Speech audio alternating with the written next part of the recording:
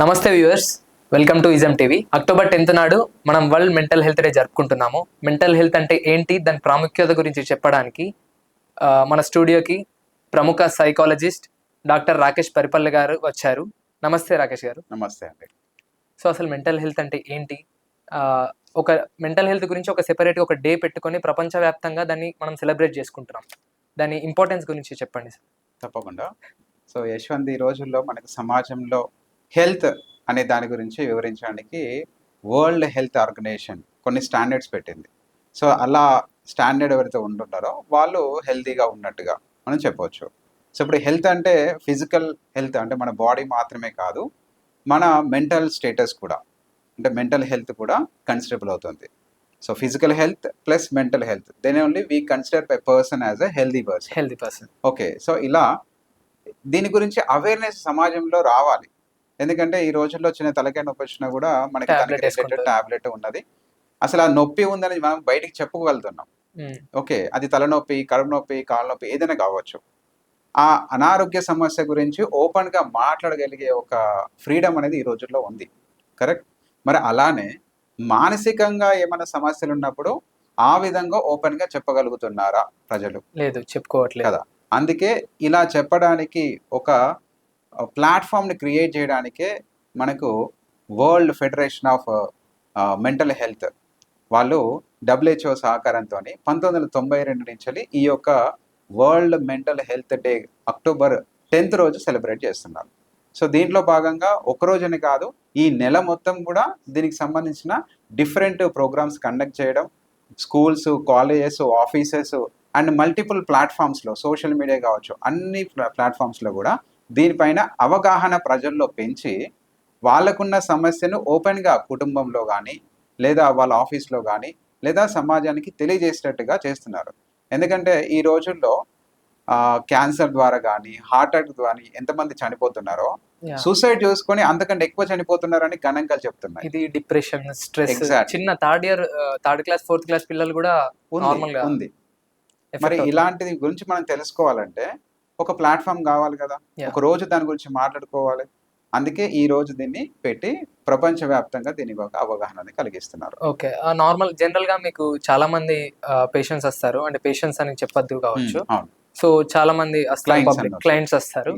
Okay, మీరు counselling ఇస్తూ ఉంటారు కదా, అందులో చిన్న పిల్లలు ఉంటారు, నార్మల్ గా క్లాసెస్ స్కూల్స్ లో ఎఫెక్ట్ అయ్యే పిల్లలు ఉంటారు, సార్స్ మేడమ్స్ దగ్గర స్ట్రెస్ ఫీల్ అవుతారు, ఎవరికి షేర్ చేసుకోకుండా వాళ్ళే లాస్ట్ బెంచ్ లోనో ఎక్కడో కూర్చుంటారు.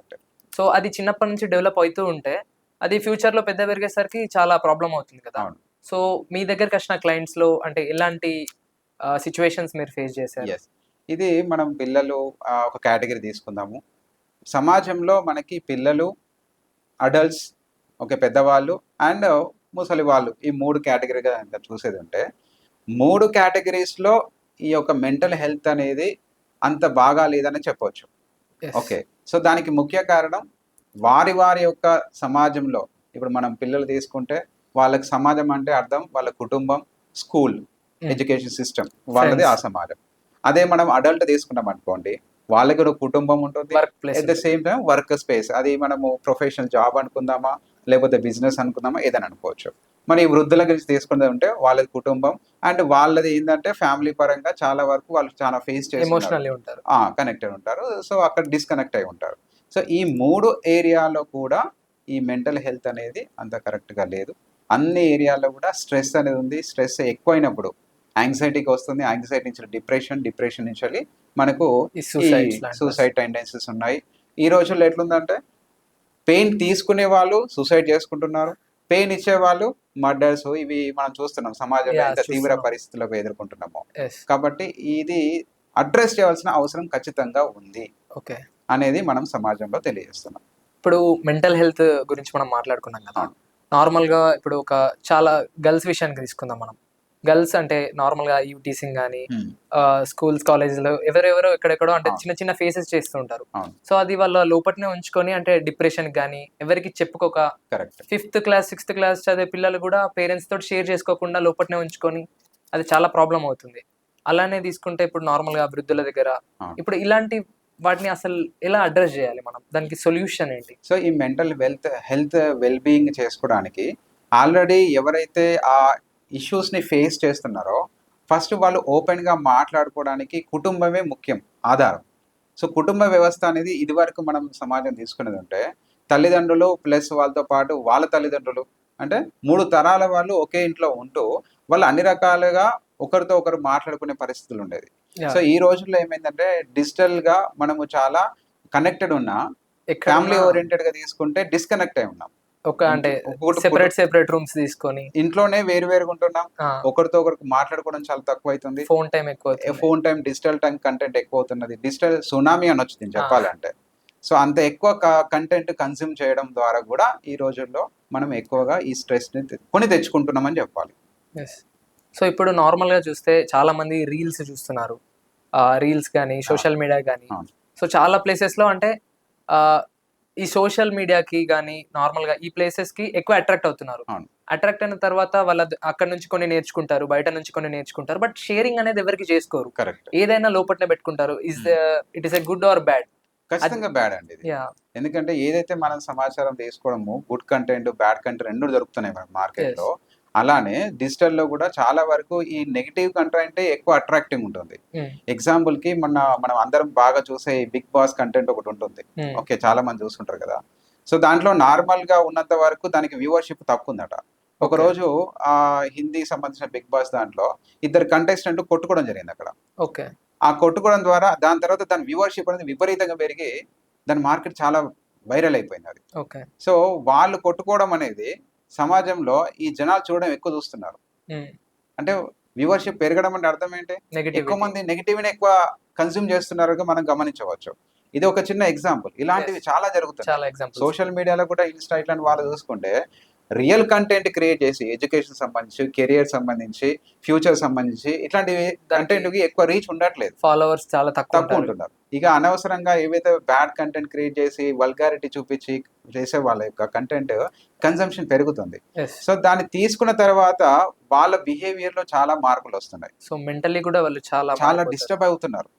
ఇప్పుడు ఈ రోజుల్లో మనము సమాజంలో ఎక్కువగా హింస అనేది ప్రేరేపిస్తున్నట్టుగా మనకు సోషల్ మీడియా చూపిస్తున్నారు కదా. సో దాంట్లో వాళ్ళు ఏం చేస్తున్నారంటే జనరలైజ్ చేస్తున్నారు, నార్మలైజ్ చేస్తున్నారు. దానివల్లనే చిన్న చిన్న ఎమోషన్స్ని కూడా పిల్లల నుంచి పెద్ద వరకు వాళ్ళు రక్తపాతానికి గురి అవుతున్నారు. సమాజంలో క్రైమ్ రేట్ పెరగడానికి కారణాలు ఏంటంటే మనకి ఈ యొక్క పోలీస్ డిపార్ట్మెంట్ ఇచ్చిన గణాంకాల ప్రకారం చూసుకుంటే ఫస్ట్ టైమర్స్ పెరుగుతున్నారట. అంటే రెగ్యులర్ గా చేసే వాళ్ళకంటే ఫస్ట్ టైం చేసే వాళ్ళు, ఈ నేర ప్రవృత్తి పెంచుకునే వాళ్ళు, అది దొంగతనం కావచ్చు, గంజాయి కావచ్చు, హింస కావచ్చు, ఈవి టీజింగ్ కావచ్చు, ఏ ప్రక్రియను తీసుకోండి మీరు, ఫస్ట్ టైమర్స్ పెరుగుతున్నాయని గణాంకాలు చెప్తున్నాయండి. అర్థం ఏంటి? ఎక్కువ మంది కొత్త వాళ్ళు ఈ నేర ప్రవృత్తికి అలవాటు అవుతున్నారు. అది మనం తగ్గించాలి. ఈ వరల్డ్ మెంటల్ హెల్త్ డే సందర్భంగా మేము సైకాలజిస్ట్ ఏం చేస్తున్నామంటే ముఖ్యంగా ఇది కుటుంబం నుంచే మనకు తెలుస్తుంది కాబట్టి ఏదైనా ప్రతి ఒక్కరు తల్లిదండ్రులు వాళ్ళ పిల్లలు ఏం చేస్తున్నారు, ఈ వాళ్ళు కూడా ఈ సోషల్ మీడియా సంబంధించిన ఈ డిజిటల్ కంటెంట్ కన్సంప్షన్ తగ్గించేసి కొంత సమయము పిల్లలతో గడపడము, ఓకే, చిన్న చిన్న ఆటలు పిల్లలతో ఆడడము, ఇవి జరుపుకున్నారు అనుకోండి, వాళ్ళ మధ్య రిలేషన్, ఎమోషనల్ బాండింగ్ పెరుగుతుంది. వాళ్ళు ఏం చేస్తున్నారు, ఏం చేయకూడదు అనేది పెద్దవాళ్ళతో చెప్తే వింటారు. రెండవది, వీళ్ళు ఇంట్లో ఆటలు అని చెప్పాం కదా, కొద్దిగా ఎక్సర్సైజ్, బ్రీతింగ్ ఎక్సర్సైజ్ కావచ్చు, దీంతో పాటు వాళ్ళు మంచి కంటెంట్ని ఇంట్లో చర్చించుకోవడం, మంచి బుక్స్ చదవడం, ఓకే, ఇట్లాంటివి మనము ఎక్సర్సైజ్ చేసుకోవాలి. మనం బాడీ ఎక్సర్సైజ్ పెట్టుకోవాలి. ధ్యానం అన్నిటికన్నా ముఖ్యం. ధ్యానం కనుక కరెక్ట్గా చేసుకున్నట్లయితే వాళ్ళు తీసుకునే కంటెంట్ కరెక్టా కాదా అనేది కూడా తెలుసుకుంటుంది. అండ్ ఈ స్ట్రెస్ వచ్చినప్పుడు స్ట్రెస్ రిలీవింగ్ యాక్టివిటీస్ చేసుకోవాలి. అన్నిటికంటే ముఖ్యం ఏంటంటే ఎట్లయితే హెల్త్ బాగాలేనప్పుడు డాక్టర్స్ దగ్గరికి వెళ్ళి ఓపెన్గా మాట్లాడుతున్నారో, ఈ స్ట్రెస్ రిలేటెడ్ థింగ్స్ జరిగినప్పుడు వాళ్ళు చెప్పినప్పుడు లేదా తల్లిదండ్రులు గమనించినప్పుడు ఒక సైకాలజిస్ట్ని కలిసి వాళ్ళ దగ్గర ఈ సరైన సలహాలు తీసుకొని ఆ స్ట్రెస్ రిలీవింగ్ యాక్టివిటీస్ కనుక చేసుకున్నట్లయితే ఖచ్చితంగా మనము సమాజంలో మంచిని పెంచవచ్చు. ఫైనలీ నేను అడగాలనుకున్నది ఏంటి అంటే, రాకేష్ గారు, ఇప్పటివరకు మనం మాట్లాడుకున్న విషయాలలో ఈ mental health day October 10th నాడు ఏదైతే ఉందో దాని గురించి, అసలు అది ఎందుకు జరుపుతున్నారు, దాని ద్వారా ఉపయోగం ఏంటి, చిన్నపిల్లల నుంచి ముసలి వాళ్ళ వరకు అందరికీ స్ట్రెస్ అయినా, డిప్రెషన్ అయినా, ఇలాంటి మెంటలీ హెల్త్ ప్రాబ్లం అయినా కూడా దానికి సొల్యూషన్ మీరు చెప్పారు. అవును.